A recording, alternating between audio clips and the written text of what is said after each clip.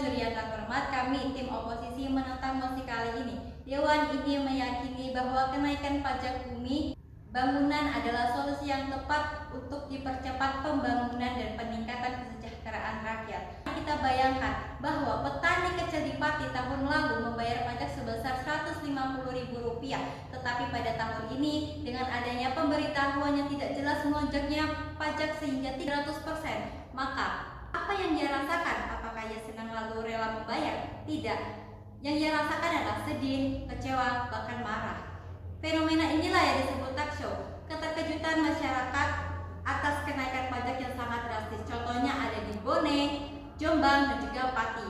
Terakibat kepatuhan pajak akan menurun, protes sosial akan meningkat, sehingga bisa menciptakan kebocoran rakyat untuk menolak membayar pajak. Yang kedua adalah risiko sosial dan juga ketidakadilan fiskal.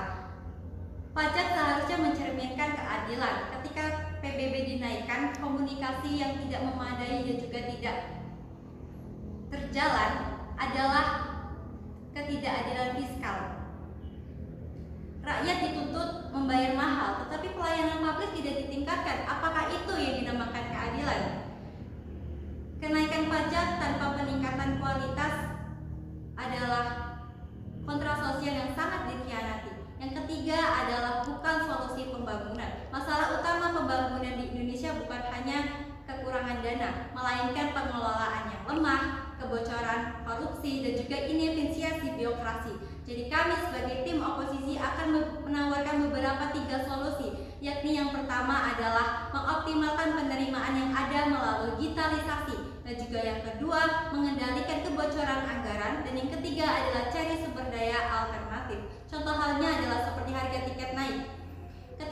Ketika kualitasnya bagus, maka orang akan rela membayar, sedangkan ketika kualitasnya jelek, maka orang akan protes. Itulah yang dinamakan keadilan.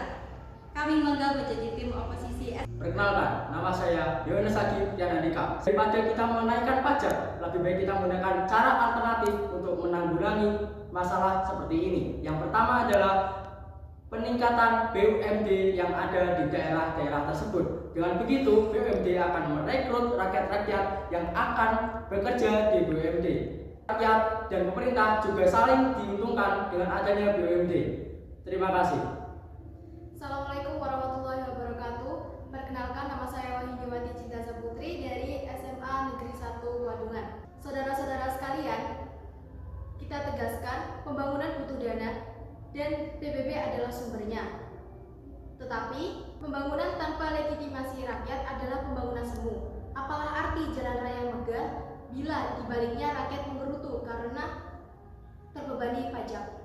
Tim Pro mengatakan menaikkan PBB mempercepat pembangunan, dana mungkin terpenuhi, tetapi apa gunanya jika kepatuhan menurun, rakyat menunggak, bahkan melakukan perlawanan hukum. Di Bone, warga berbondong-bondong menolak pembayaran, dan di Pati, kebijakan yang memicu demo dan kerusuhan sosial. Apakah itu tanda dari pembangunan yang sehat? Jelas bukan. Bagaimana konsekuensi jangka panjang jika kenaikan PBB terus berlanjut? Jika tren ini dibiarkan, investor pun akan takut. Mereka melihat Indonesia sebagai negara dengan kebijakan fiskal yang tak menentu. Sementara rakyat tanggung trauma sosial akibat kebijakan yang tidak adil. Inikah percepatan pembangunan yang kita harapkan? Tentu tidak. Hadirin yang kita muliakan, percepatan sejatinya bukan sekedar mengejar kecepatan, tetapi juga memastikan keberlanjutan dan keadilan. Kenaikan pajak PBB hanya tempat konflik, bukan mempercepat pembangunan. Karena itu, kami tim kontra SMA Negeri 1 Wadungan dengan tegas